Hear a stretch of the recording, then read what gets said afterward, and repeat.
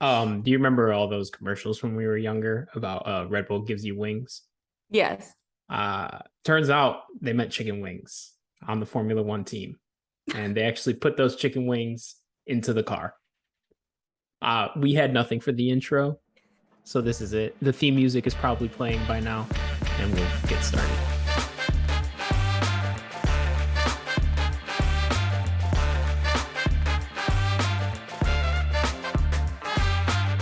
Welcome back to Break Check. This is episode 35, the last of our. Wow, I am just realizing that we are not doing Red Bull. Hmm? I just realized we're not doing Red Bull just because so much of Daniel's history is on Red Bull. So earlier, when you told me there's so much history, that's why Uh-huh. I asked, how long has Red Bull been around? And you were like Oh, 1997. I was like, I don't get it. Why is there so much history? I, all of one that's second.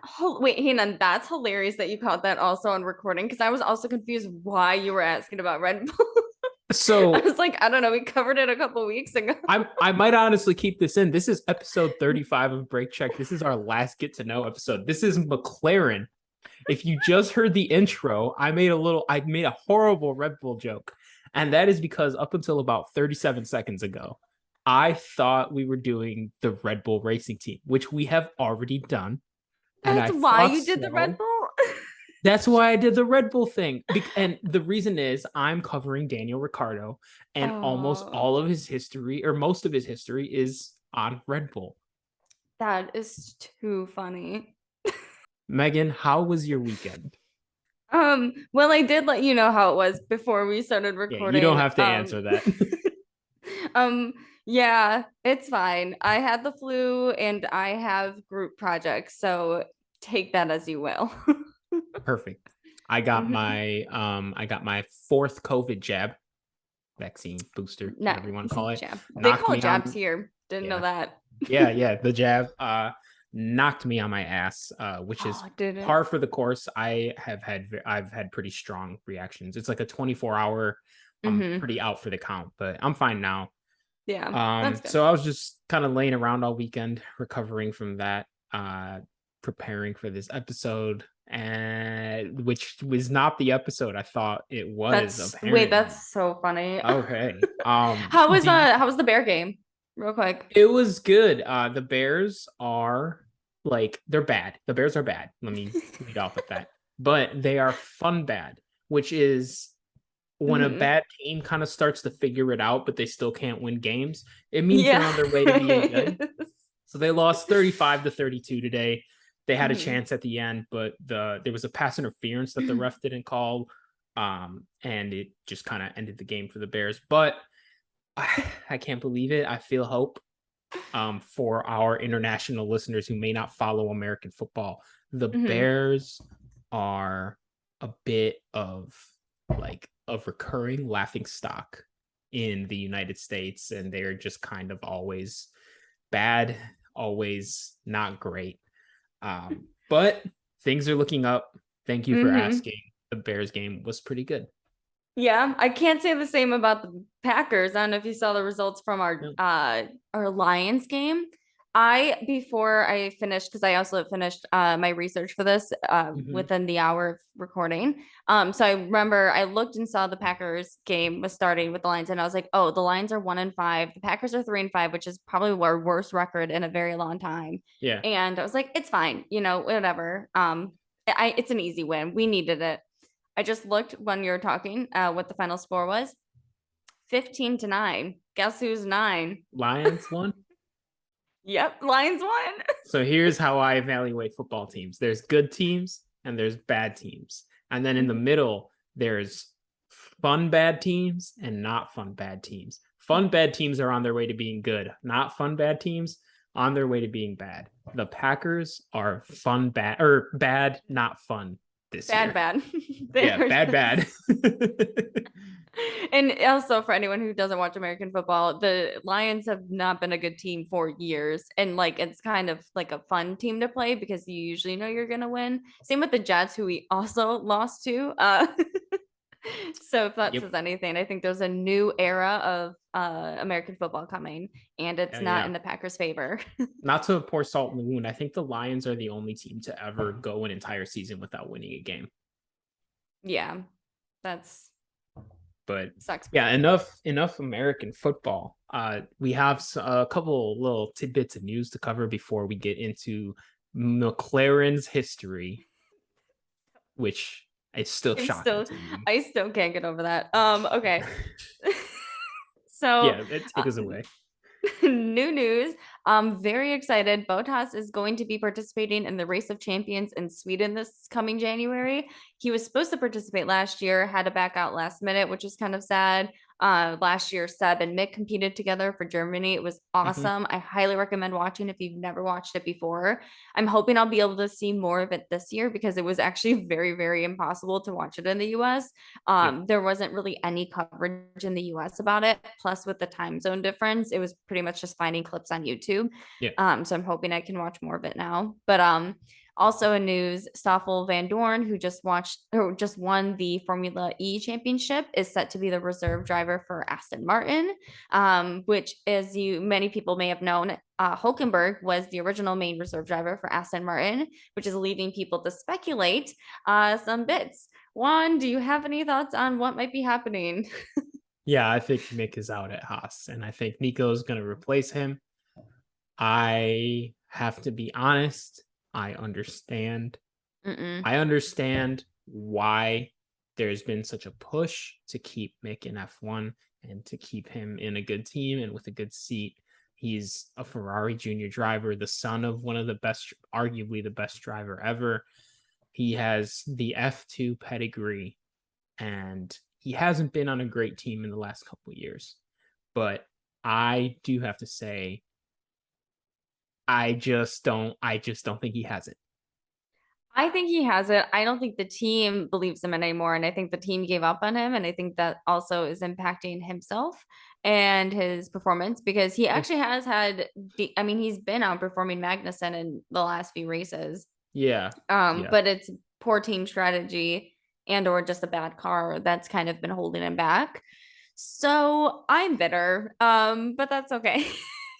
It's Um, not to say I don't like Hulkenberg because I did enjoy him when he was in F1. However, he has been out of it for a while and he didn't do stellar or get really podiums when he was in F1. So I don't understand where they think they're going to get exponential results. I think more honestly, genuinely, and especially knowing Gunther, I think it's more bitterness to put Hulkenberg in, similar to when, he was fed up with Magnussen and Romain and he just kind of cut them both. I think he's just kind of treating Mick the same way. I don't think he's out of F1 for good, but no. yeah, I'm not confident he's in a seat next year. Um, uh, do you know what I think it is? Is I think the team is not great, and I think that's well documented. And obviously, that Mhm. doesn't do Mick any favors.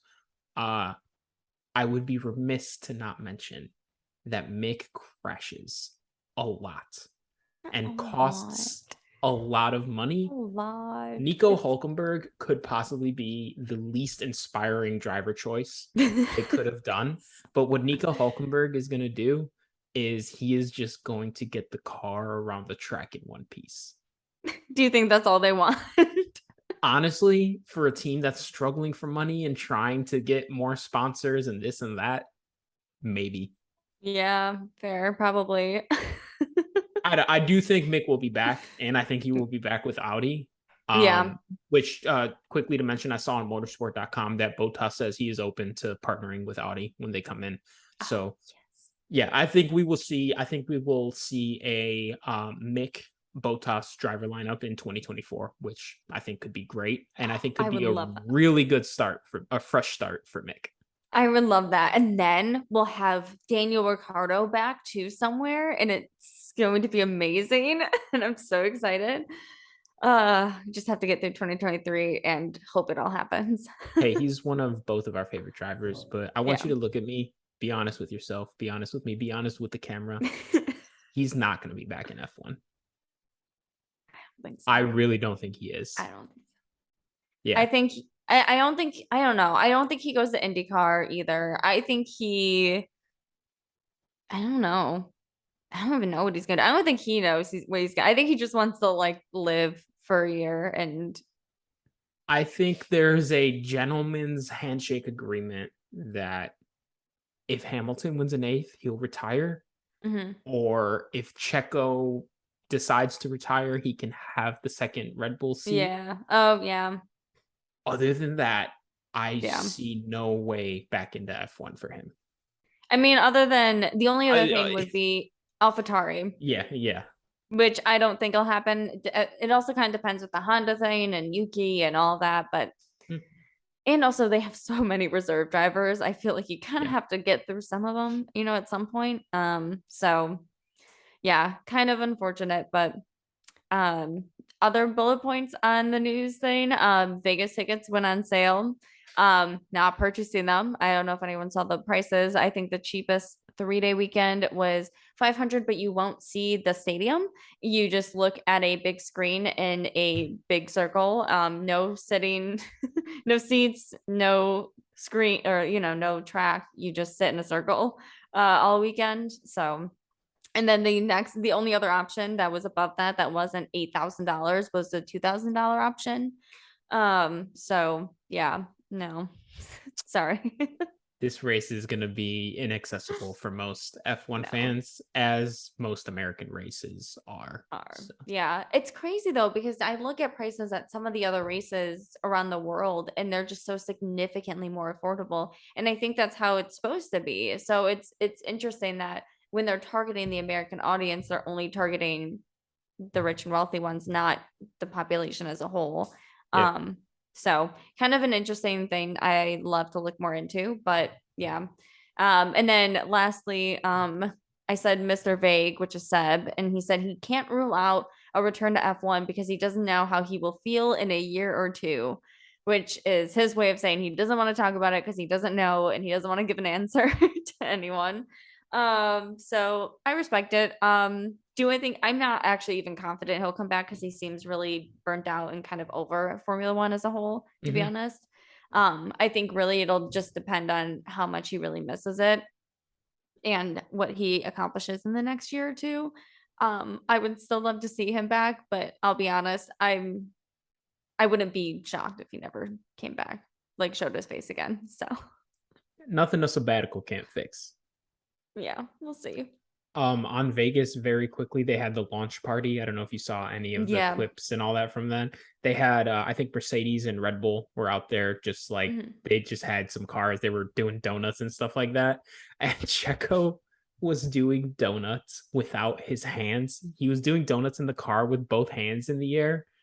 And when someone asked, and Lewis was kind of going pretty wild, getting the crowd Mhm. into it. And then someone asked George Russell why he didn't do a no hands donut like Checo, and he just said safety first. Wait, did you also see when Crafty was on the stage with them and he was asking questions or he was gonna start asking Yeah. questions and George goes, "Oh, can you are you sure you can be asking these Red Bull Yeah. or press questions or something like that?" Yeah. Yeah. No, I saw that. It was funny. I think Checo responded, they told me I can't hear. Yeah. Okay, so we will be going over some of the McLaren history and then going into some of the drivers. I'm super excited about the McLaren history. It's really fascinating. They were my favorite team when I first started watching F1, and they're a bit on my list now, but they have the best merch, in my opinion. So, Mm, mm, I uh, mean, kind of. they're up there, though. They're up there. Yeah, their golf partnership, my favorite, absolute favorite. Their merch is always good. Also noting that Ferrari is the only older current Formula One team still active today. So they were only founded, I think, a few years or so before McLaren was, at least in F1. So Mhm. very interesting. So Bruce McLaren, the company was founded by its namesake in 1963. He was a New Zealander and drove for the British F1 team Cooper. He had won 3 Grand Prix with them and came second in the 1960 championship. He, however, wanted to start his own team, and so he set one up for the Tasman series, which is based in Australia and New Zealand. And he did that with himself and a driver named Timmy Mayer. For they were using their own customized Cooper cars. Bruce McLaren won that championship in 1964, but sadly his teammate was killed during practice. It was also around that time that Bruce approached Timmy Mayer's older brother, Teddy, in hopes that he would want to help purchase a Penske racing car and help support the McLaren racing team. Teddy was super interested in building a partnership with Bruce and bought into the Bruce McLaren Motor Racing Limited. This team was based in various parts of the UK. They're based in Woking now, but they hold a British license. And Bruce, fun fact, also never wanted to use the British racing green or base his cars on national principles, where early Formula One and early motorsports cars were usually painted in reference to the country, and he didn't want to do that. So the first F1 car, the McLaren M2B, was painted white with a black stripe down the middle as a reference to a fictional Yamura team from the movie Grand Prix. So fun fact for that too. Yes. And also some of his cars were always like interesting colors. That's where the weird orange comes from too. Yeah. Yeah. Yeah, the papaya. The papaya. Yeah. In 1966, he made its Formula One debut at the Monaco Grand Prix. It was not great. They had an oil leak and had to drop out after lap 9. I know. But for I was like, yeah, just noting too, there's a lot of history, and I've already skipped through a lot of it, and I'm going to try and skip through some more. Perfect. But 2 years later, after their debut at the Belgian Grand Prix, Bruce took home their first Grand Prix win. Hulme, who was his teammate at the time, won 2 races later that year in Italy and Canada. So they started having a bit of success, and started having more success in 1969. But Bruce, and also I wanted to share this quote, had said driving the car was like trying to write your signature with someone jogging on your elbow. So what does that even mean? Just like you have to kind of think about it for a second here. I'm just doing the chicken dance here. But in 1970, both Bruce and Denny had early wins, and unfortunately, Bruce McLaren died that June in a crash at Goodwood while testing a car. There's a lot of history with crashes and McLaren's fun fact. When doing this history, I was like, okay. So Teddy Mayer, his business partner and also brother to Bruce's old teammate, took over effective control, like immediate control of the team. And 2 years later, the team finally saw another Grand Prix win, and they finished third in the constructors. The team then won its first constructors championship in 1974 with Emerson Fittipaldi and James Hunt, which also that's we're Fittipaldi. So his grandson is the reserve driver currently for Haas. Fittipaldi won the drivers championship that same year, and then Hunt won the championship in 1976 with the team. In 1975, Fittipaldi finished second in the standings, and he was behind Niki Lauda, and he at the time was driving for Ferrari. In 1976, when Hunt had won, it was him and then again Niki Lauda battling it out. But after Lauda was in a serious crash and had to miss the following 2 races, Hunt was kind of able to take over that and capitalize on it and secure more points, which eventually helped him secure that win. There is, and I know you've mentioned it before, the movie Rush, which is based on that 1976 battle and that year and those 2 drivers. I haven't watched it yet. I do plan to watch it whenever I have a day. But it's I've heard only good things about the movie, so I highly recommend it. This Niki Lauda guy seems good. Yeah. Yeah. Yeah, you could say that. Yeah, probably. In 1974 is also when they started their long-term partnership with Marlboro. I wanted to call this out just as a marketer and former advertiser. It's also a very popular cigarette brand. And they had a partnership that lasted for over 20 years, which is insanely long for a partnership between 2 people without issue. I mean, maybe there were issues, but you know. But then skipping a bit, in 1981, the company joined the Ron Dennis Project for Racing, where Dennis took over as principal. This was also the team's most successful stretch, where they both used Porsche and Honda engines throughout this time and had drivers like Alan Prost, Niki Lauda, and Ayrton Senna.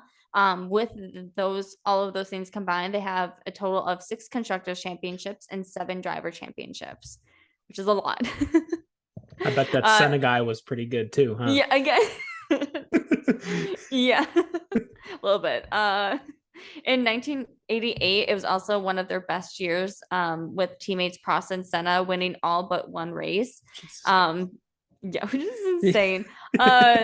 There was, though, a lot of conflict between these two drivers. I know there's been a bit of history between those two and a lot of articles that were written on it. Just couldn't get into it today.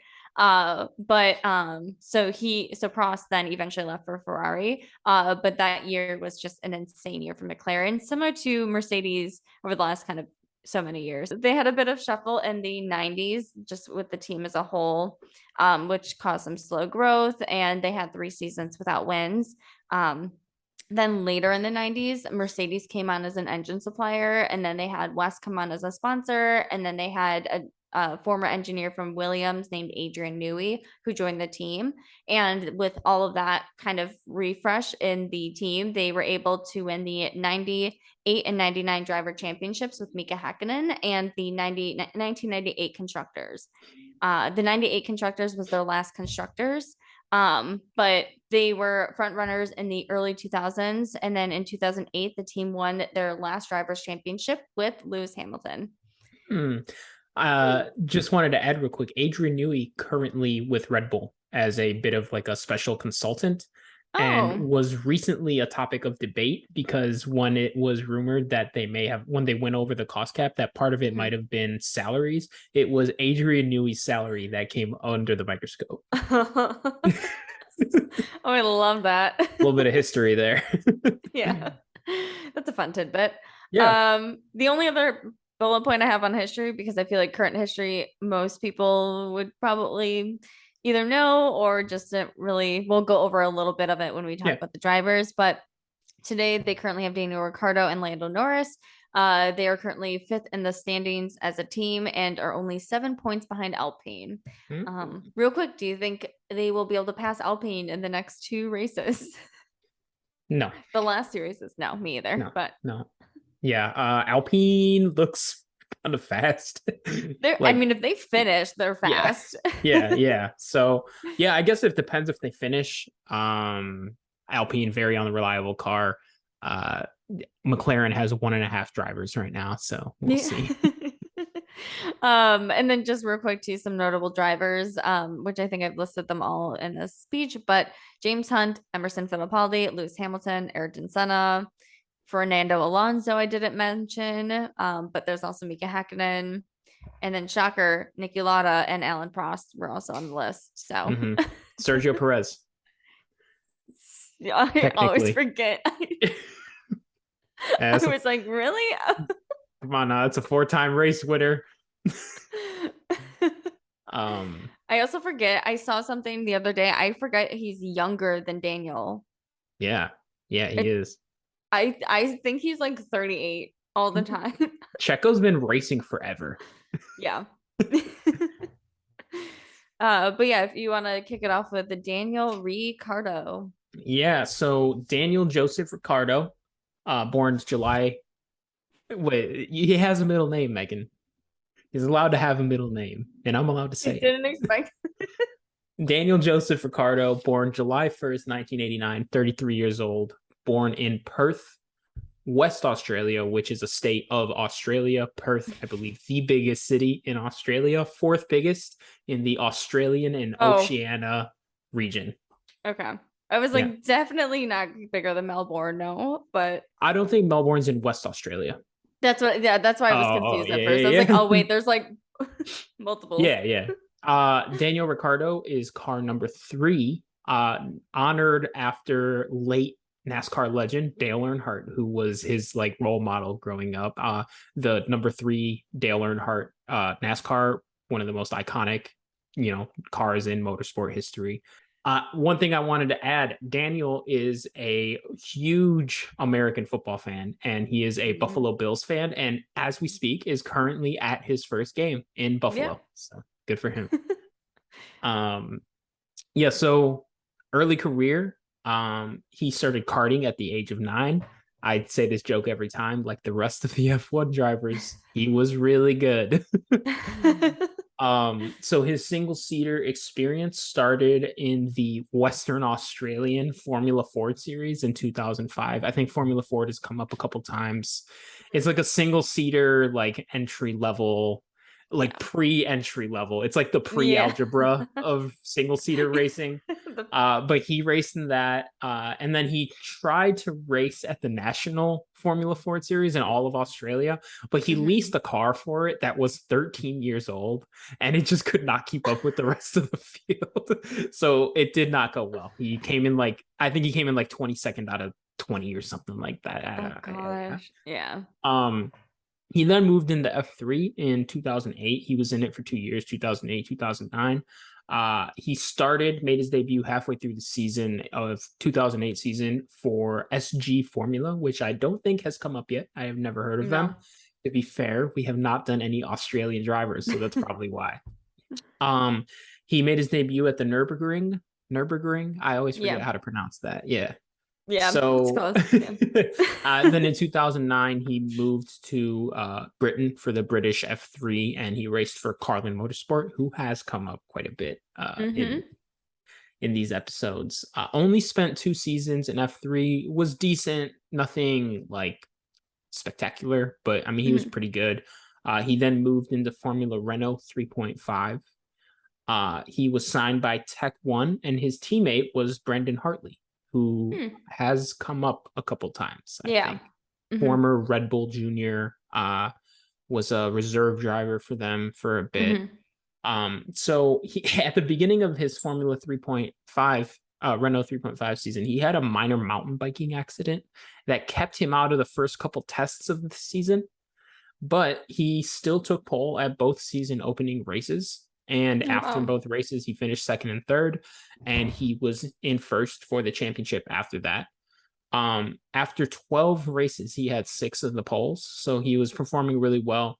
Yeah. And then going into the last race, he was 3 points back of first place in the drivers' championship, but his car struggled with pace in the last race, and he ended up finishing in second, losing by 2 points to first.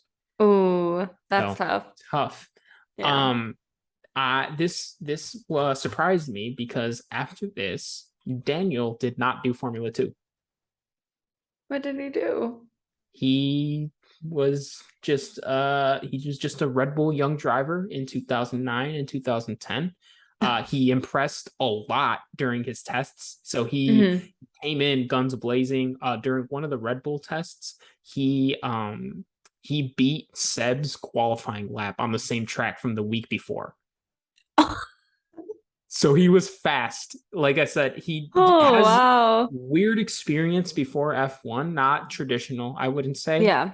but he came in to their young driver program, and the gist I got from it was Red Bull brought a bunch of people, a bunch of their young drivers to test these F1 cars, and Mm-hmm. it was basically like a tournament against each other Right. to see who was, fastest, and he was fastest by a lot, and he impressed so much that they actually moved him to split reserve and test duties with Brendan Hartley for Red Bull and Toro Rosso at the time. Oh, okay. Wow, Yeah, that's cool. yeah. So I thought it was wild that he beat one of Seb's qualifying times. That's insane. That was like Insane. Seb's prime. It That was was like it at that was time. it was right after his first championship, I Yeah. believe. Yeah. Wow. So then in 2011, he was essentially loaned out by Red Bull to race for HRT, which was a Mm. Spanish F1 team from like 10, 12 years ago. They sucked. They might be one of the worst F1 teams in Oh recent no. history. He debuted at the 2011 British Grand Prix. I literally have in my notes, HRT sucked. Nothing of note this year. So that was his F1 debut, was essentially on loan, which is not something uncommon. We've seen it happen, Yeah. many times before with top teams loaning out their junior drivers. Most recently, what Alpine was going to do with Oscar Piastri to loan him to Williams before it Mm-hmm. blew up. I just had the most tragic mistake that you guys will not be hearing, but I'll let you know what happened. In 2012 and 2013, Daniel moved to Toro Rosso, now AlphaTauri. In 2012, Daniel Ricciardo debuted for Toro Rosso. He debuted at the 2012 Australian Grand Prix, his home race, and he scored his first points in F1 by passing his teammate on the final lap. Toro Rosso, obviously not the fastest car really ever. So not much going on the rest of the year. 2013, he would finish that year 13th with 20 points, which is a little depressing because he is in 12th currently with a McLaren. Oh, wow. That's So tough. yeah. Over the 2 years at Toro Rosso, 2012 and 2013, he outqualified his teammate 30-7. Wow. And this would lead to him going on to replace Mark Webber at Red Bull. So 2014, he got to Red Bull. He debuted for them again at the Australian Grand Prix. Did not realize that used to be the first race. Yeah. So he qualified and finished second, but was later disqualified because of a fuel issue, which we no longer have. But Lewis Lewis won that race, I believe, but he was disqualified because of the fuel. I don't understand how that used to work very well, so I won't get into it. Yeah. He impressed many, and halfway through his first season at Red Bull, he was beating Seb, which has been, I think we've talked about before how Daniel came on, and we talked about it when old drivers starting a new generation of cars kind of struggle because they're used to something else. So he had 3 wins that year, and then most notably, I think, at the Hungarian Grand Prix, he was in 3rd place with less than 4 laps left. And in those last 4 laps, he overtook both Lewis and Fernando Alonso, Fernando at Ferrari at the time. And then in the last 2 laps, pulled away to win by 5 seconds. Oh, wow. Yeah. So for anyone who just tuned into F1 this year, Daniel Ricciardo used to be a dog. He was fast. Him at Red Bull is unreal. Love that era of him. I want it back. I don't know if it's there. No. 2015 was a step back for Red Bulls. They fell behind Ferrari and Williams in the development race. That's a throwback. Yeah, I know. So he finished that year 8th with 92 points. 3 points behind Daniel Kvyat, who comes up a lot. But he outqualified him. So he finished behind him in the driver standings, but he outqualified him during the year 14-5. So I don't know what was going on there, but tough year for Red Bull. If you watch, if any of our listeners watch the early seasons of Drive to Survive, the main plot is just Red Bull trying to catch Mercedes, and Daniel Ricciardo is a big part of that. So 2016, this was the year of his heartbreaking Monaco Grand Prix loss. Where he secured pole, ran in first place most of the race, and then he had a 40-second pit stop, which normally Red Bull is prime. They're perfect on pit stops, but they had a 40-second pit stop while trying to change tire compounds, and he lost. Lewis passed them. I don't know if you saw the clip of Daniel and Lando doing the stop and go car thing where they ask the one driver's driving and is asking questions about themselves, and they have to guess it right before they get to switch. Okay. And Daniel was like, "Where did I win, my first Grand Prix?" And he goes, "Monaco." And he goes, "No." Stop. That's so funny. His first Grand Prix win, I believe, was the Canadian Grand Prix. Yep.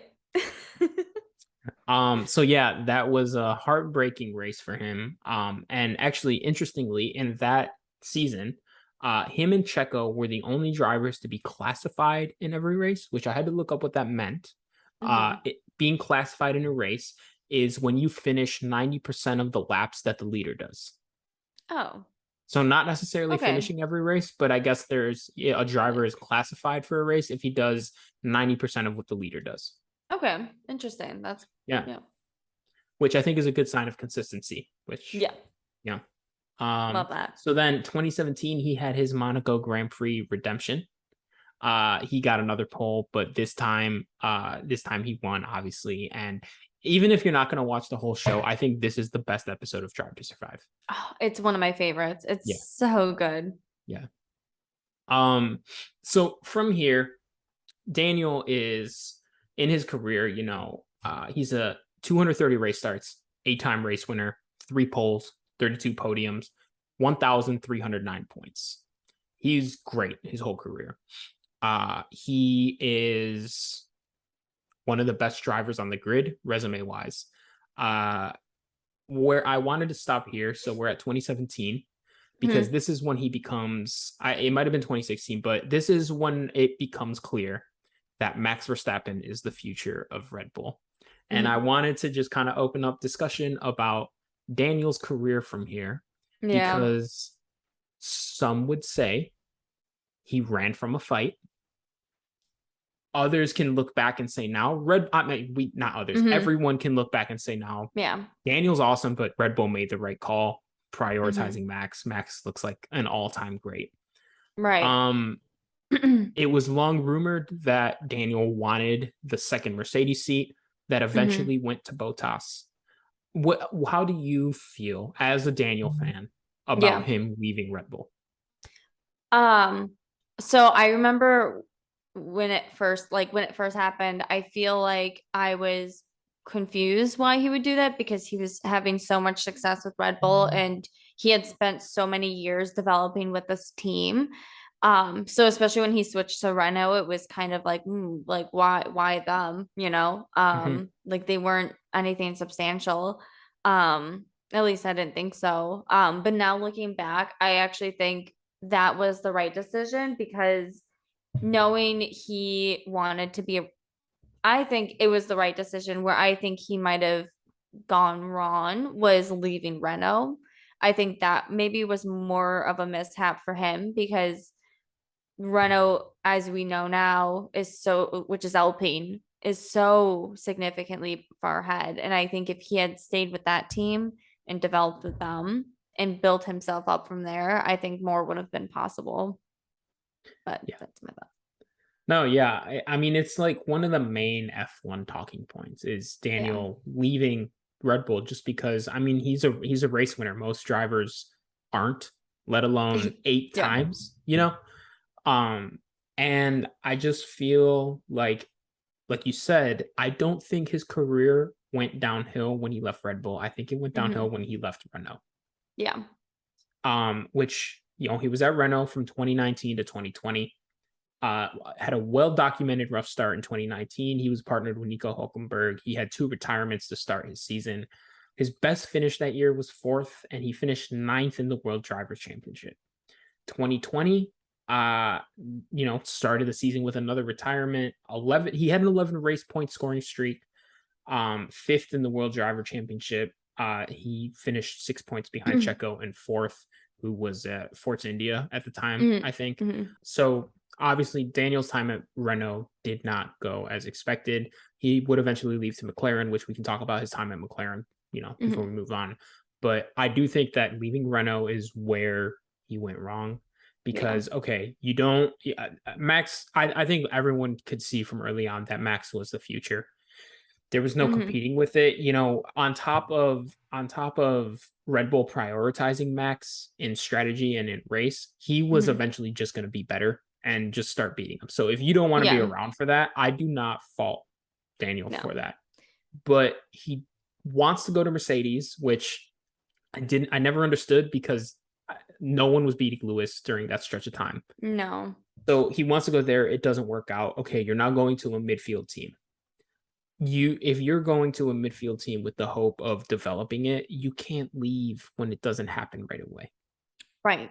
So it doesn't work out at Renault. He moves on to McLaren. He has a race win at McLaren, but Lando was not allowed to get past him. Just to prevent them from fighting. So he does have a race win. He put himself in position to be there. I do not knock him for that. So that's his 8th and last race win. And we are now today where we are with Daniel. seemingly on the last legs of his F1 career, much Yeah. to the disappointment of most of us. We've talked probably about him the most out of anyone this year on the podcast. Yeah. Do you have any parting words for him?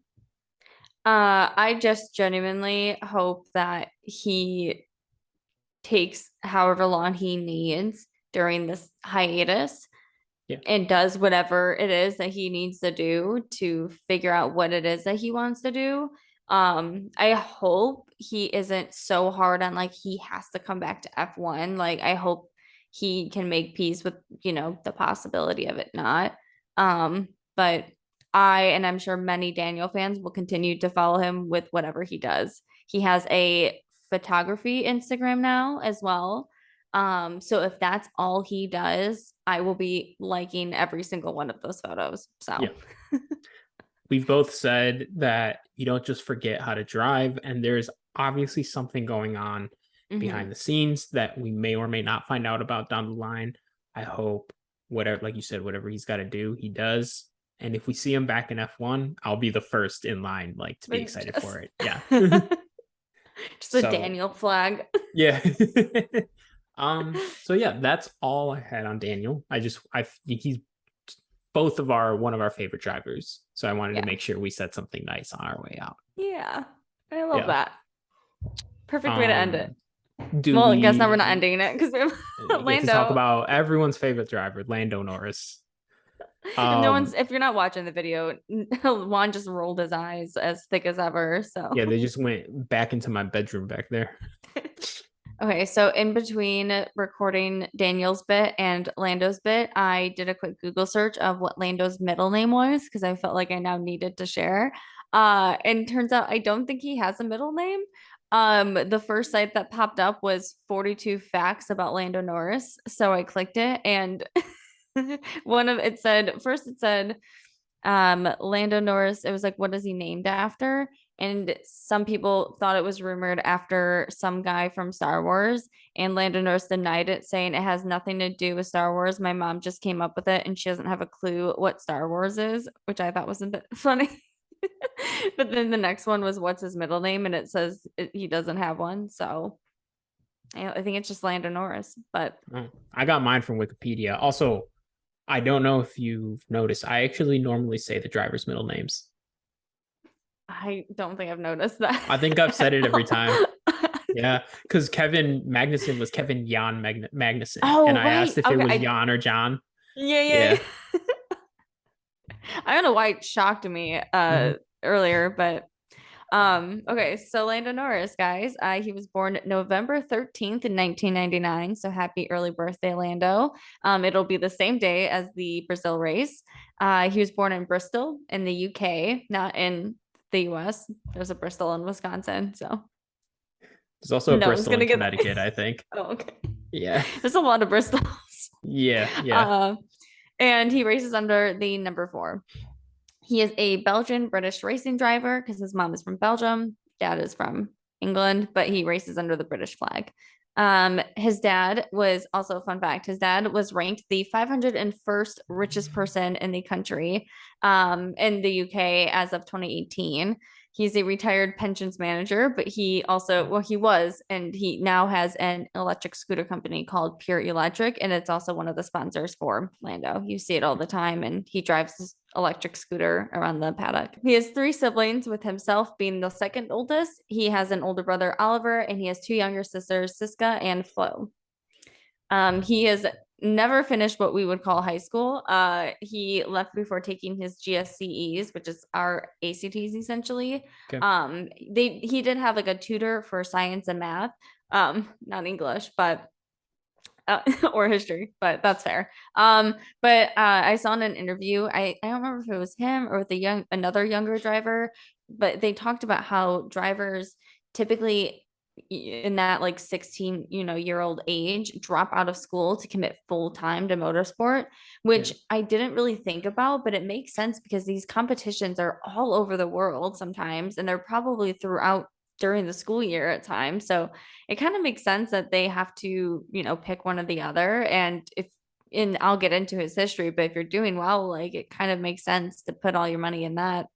I think that happens actually a lot in other sports in Europe as well because they do not have the college sport infrastructure that we have here. Right. That is actually a really good point. Yeah. Um, but also wanted to note, Valentino Rossi was his racing inspiration, which if no one hasn't heard of him, but he was a huge name in MotoGP, and he actually just retired from the last year. But I think so Lando has a brand called Quadrant, and some of those colors in the color schemes and stuff, they're all inspired by Valentino Hmm, Rossi because he was named the cool. doctor, had this like highlighter yellow color to his helmet and everything.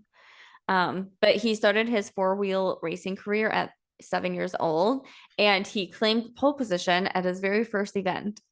So Oh, right nice. away, very early success. And he honestly has one of the most impressive histories. The amount of awards and championships, and I'll get into it, but in 2013, he won the CIK FIA Euro Championship and the International Super Cup, along with another Euro series.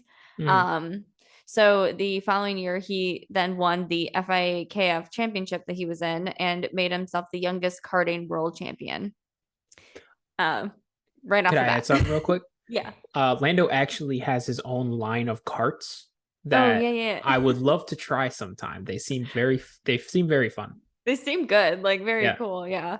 Karting, I think, is like he talks about how much he loves karting and he still Hmm. likes to do it. So, in his history, it shows. Oh In yeah. 20, yeah, he has a very impressive karting history, but not going to get too much into it. So in 2014, he made his car racing debut in the Ginetta Junior Championship in the British Touring Championship, where he finished third after 4 wins and winning the Rookie Cup. And then in 2015, he signed with Carlin Motorsport, also like Daniel, and drove in their new championship, which is now referred to as the Formula 4 Series. There, he had 8 wins, 10 pole positions, and 14 podiums. And he won the championship that year ahead of Ricky Collard and Colton Herta, which Colton has been in the in the names a bit in the news lately. Was hopefully going to be in F1, is still going to be in IndyCar next year, but hopefully we'll see him in F1 soon. He was in my blooper like 10 minutes ago. Yeah. That was so funny. Not even Uh blooper. I said it with my full chest. yeah. You're like, All yeah, that right. guy Alpine dropped. So then he also made a few appearances in other championships, like the Italian F4 championship, and he claimed 6 wins there. So wherever he was winning, Yeah. essentially. At the start of 2016, he went to New Zealand and competed in the Toyota Racing Series with the M2 competition team. And he had 6 race wins there and won the championship ahead of Jehan Daruvula. Jehan, I apologize for the name butchering. I did not have time to look up how you pronounce it. But he then went back to Europe and raced in Formula Renault 2 with Josef Kaufmann Racing and competed in both the Euro Cup and the Northern European Cup. And he won both. He had 11 race wins total with 10 consecutive pole positions in the latter championship. He then at the same time was competing in the British F3 Championship and had 4 wins in 11 races. And then in October, he made a guest appearance in the last round of the Euro F3 at the Hockenheim Ring, where he placed ninth in qualifying and was eliminated after crashing on the first lap like in the middle of qualifying. So that race, he went from 27th to 11th. Yeah, not bad. Norris then raced full time with Carlin Racing in F3 for the 2017 season and fought drivers like Joel Eriksson, Maximilian Gunther, and Callum Millat for the championship title, which Callum has come up quite a bit. He's in IndyCar now. Highly recommend following him. Really good driver. Solando then had a podium in 20 of the 30 races with 9 wins and 8 pole positions and clinched the title with 2 races left. There you go. And that marked his 5th racing championship in 4 years. So That's wild. it's like back to He's back. talented. it was crazy. In 2018, he moved to F2 with Carlin Racing and he won the opener at Bahrain, but that was his only win that season. He did score points regularly and was able to get podium still. He led the championship for the first 6 rounds until George Russell passed him in the standings. And then he briefly dropped below Alex Albon in the standings, but he's sorry, I'm gonna restart. Good. He briefly jumped below Alex Albon in the standings, but managed to get back into second by the end of the season. So first time he didn't win in like 4 years, but Yeah, seriously. still very, very close call. And lost to some notable names. Yeah. And soon now competitors. But so just to go over some of his F1 career now, in 2017, he was announced to join the McLaren Junior Driver Academy, and he had his first testing with them that year, mid-season, and set the second fastest lap on day 2 of testing at the Hungaroring, which was very impressive. So he then became the reserve driver in 2018 and participated in their first practice session at the Belgian Grand Prix. After that, he drove for 6 more practice sessions that year. Sounds very similar to Logan Sargent, who just keep driving during the practice sessions. Also, real quick, going back at some of their history, similar to Logan Sargent and similar to some other drivers like Yuki Tsunoda, he hopped from championships every year. It was 1 year in, F4, F3, F2. So he hopped really quickly and moved up really fast, which I think was really impressive. But he also had a very, very impressive and consistent track record, which I think is important to note. Yep. But anywho, so in 2019, he made his F1 debut and partnered with Carlos Sainz. Also, another side note, because I love side notes today. My favorite team videos on YouTube, if you haven't watched any yet, go back to the McLaren ones in 2019, 2020 with Carlos Sainz and Lando Norris. They are the funnest 2 people to watch together. Yeah. They're hilarious. Such a fun duo. They're still really good friends today, but yeah, so he had his debut race in Australia, qualified 8th, finished 12th. But his first points were at the next race at Bahrain, and he finished 6th there. He did have a few retirements his first year. One was front damage when he collided with Daniel Kvyat. Another was a collision with Stroll. Shocker. One was with his brakes started on fire at the Canadian Grand Prix, and then another was a power unit failure at the German Grand Prix. So not a ton of luck, but he did manage to get 49 points his rookie season, and he finished 11th. And although Sainz finished higher in points at 96, Norris outqualified Sainz at 11 of the 21 races. So. And I feel like that just has to do with like experience at that point, because Lando is obviously very fast, but he just doesn't know how to race yet at that point. Right. Yeah. And and that seems to be a lot of people's rookie year too, where they're just it's a lot of little things. But in 2020, he qualified 4th at the opener in Austria, and he was elevated to 3rd after Lewis Hamilton had a grid penalty. So this was both his highest grid position of his career and the highest for McLaren since the same race in 2016. At the end of the race, 3rd place Hamilton faced a 5-second penalty for causing a collision with Albon, and that, coupled with Norris setting the fastest lap of the race at the end, put him at 4.8 seconds to Hamilton's 5-second penalty, which is how Norris was able to claim his first podium finish in F1. I thought that was a very exciting race. If you haven't watched it, it's a cute little. They have clips of that battle. Yeah. They might have covered it in Drive to Survive. I can't remember, but. This also made Norris the 3rd youngest podium finisher in F1 history. He had 6 consecutive point finishes between the British and Tuscan Grand Prix before collecting damage in Russia and finishing 15th. He also once again had collision with Stroll this time in Portugal, and the puncture brought him down to 13th place.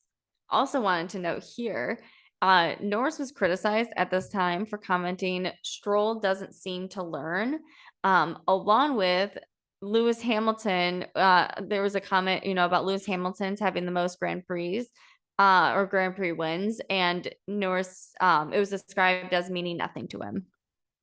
So didn't sit well with a lot of people. still doing the same thing today, but he did apologize for his Stroll comment and offered a personal apology to Hamilton and stated that his comments were careless and he didn't show the respect he should have. So, showed some accountability. It was his very first early stages of saying things that Yeah. get some flash, some bad. I gotta say, Lando's not my favorite, but I don't see anything wrong with what he said about Lewis. Why does he care that I Lewis mean, okay, that's won the fair. most amount of races? You know what I mean? Yeah. I But mean, it doesn't mean it anything to it. was a sign to come of a sign of things to come that Yeah. Lando is quite a dick when he talks to the media. It's like for how untrained Lando is, there's the opposite of George, who is so PR trained, Oh my god, It's it's like nauseating. it's like he is a PR boy's dream, but Lando is a PR boy's nightmare. Yeah. It's like the two Yeah, evil, yeah, yeah. So then in Turkey, he had said he had one of the worst starts of his F1 career at the time. He started 14th because he faced a penalty, but he still managed to get eighth and fastest lap. He finished the season ninth in the championships and he was 87 points behind Sainz, but he still managed to help McLaren get third in the constructors. there we go. Which is great. It took me so long to get there. In 2021, don't want to go over a lot of the history, but wanted to highlight that he took his first pole position in very chaotic weather conditions in Russia. During the race, he lost the lead to Sainz on the first lap, but eventually regained it to by like lap 13. He continued to lead the race with Hamilton close behind until the rain started to fall again in the final few laps. Norris was very adamant. I don't know if you had watched this Grand Prix last year. It was very intense. I was also, side note, it was hard because I remember cheering for Lando and Sainz at the same time because neither of them have a Grand Prix win yet. Mhm. And Sainz is one of my favorite drivers. Lando, I was still rooting for, big McLaren fan, so I was like very excited for both of them. But Norris was so adamant to stay on dry tires. And Hamilton, while this was happening, decided to pit for intermediate.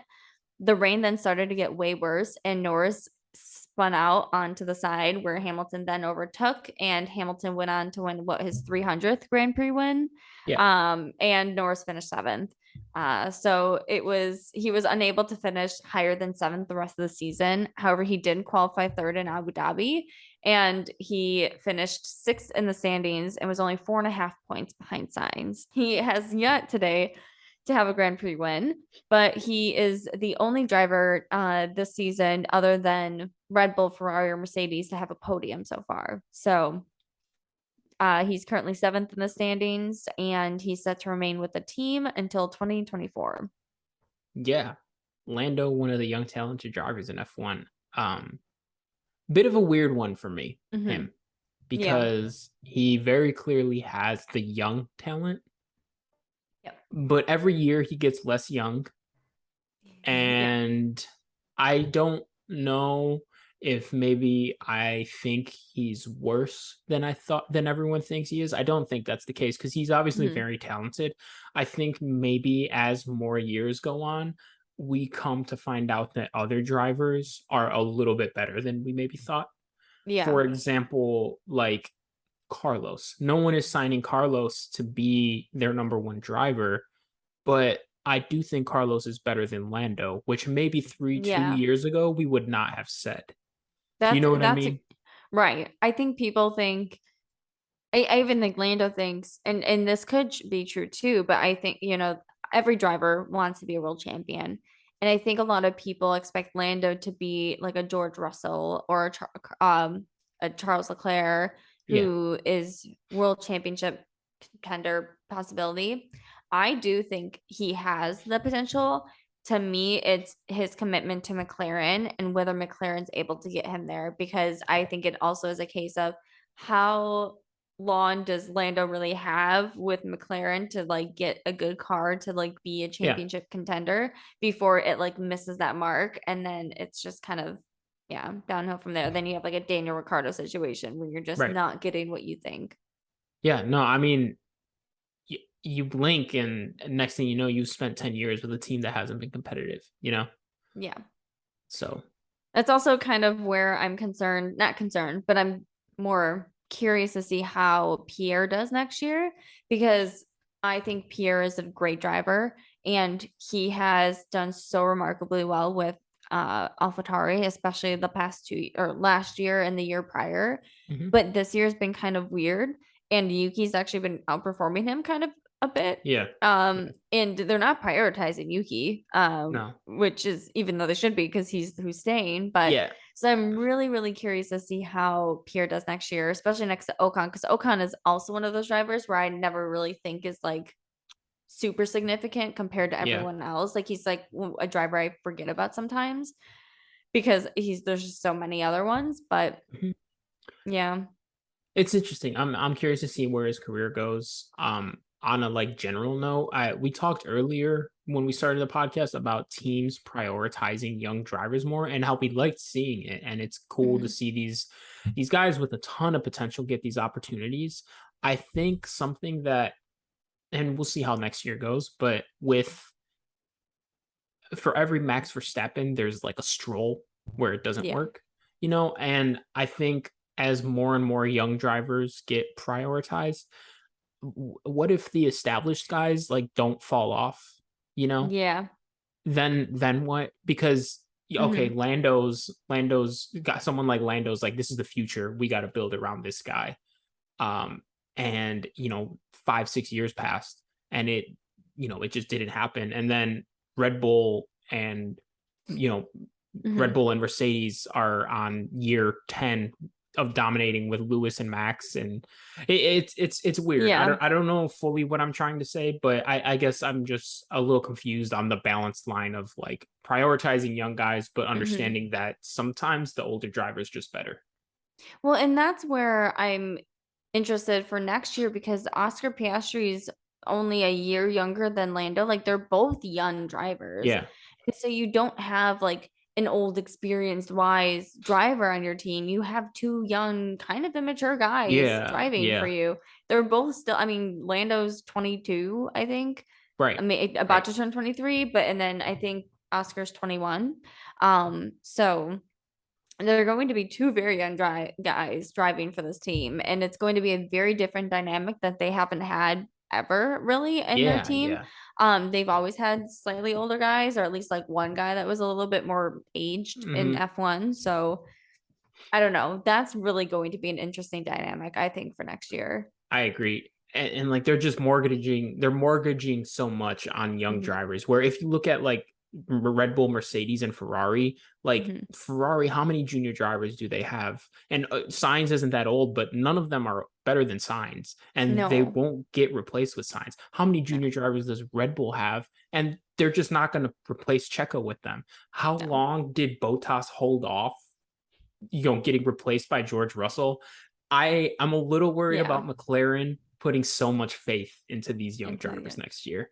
Yeah. It's an interesting thing, but I think someone has to do it. And if there's Yeah. a team I would want to do it, it's definitely McLaren because they're a bit more of the um I don't know. I don't know how to they're not like the top two, but they're not in the bottom five Right. or They so got to it's kind try of something.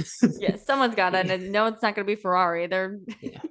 so yeah. But that's all I had. So yeah. That's all I Done got with is our race getting to week. know. Oh, Yeah. oh yeah. That's our last one. Less getting to know. I mean, we'll do other series and getting to knows, like our rookies for next year. We'll do that Mhm. next year and all that. But yeah. So if you guys haven't caught our other get to know episodes, they're all on Spotify and Apple and YouTube. YouTube. Yep, YouTube. Follow us on YouTube. See our faces. We're on TikTok as well. Check out our TikToks. Check out our Instagram. Maybe our Twitter. Who's to say? Break check Who's to F1. say? Pandora. Check us out on We are Pandora. on Pandora. Let us know if you Yeah. find us in your shuffle. Any race week predictions before we go? For Brazil, oh, I want a Hamilton win. I'm just gonna say it. Give it to him again. I want a round two from last year, 20 to Yeah. 1. Yeah. I would love that. I think Max is just gonna Max is gonna have it, but like yeah. I think it'll be a Mercedes podium though. Again, probably Yeah. Hamilton, but Cool. We will be maybe Mick points. no. If they kick him off, I hope he taps hits the corner, punctures the Just tire. takes the car with him. Oh my god. When I will think of mixed season this year, all I'll Mhm. think about was where was he? Where they tried to crane lift the car and it just split in half. I don't remember where it That was was. Saudi Arabia. Saudi Arabia, and he missed the next race. Yeah. That's how I'll remember mixed That's 2022 season. so sad. Not his first Q3 or points or Canadian Grand Prix. I think those were his first points were. I'm looking forward to him come back with Audi. Yeah, me too. We'll have this conversation again in like 3 years. Hopefully. All right. That has been episode 35. Follow us, like Megan said, all socials at BreakCheckF1. We will see you next week.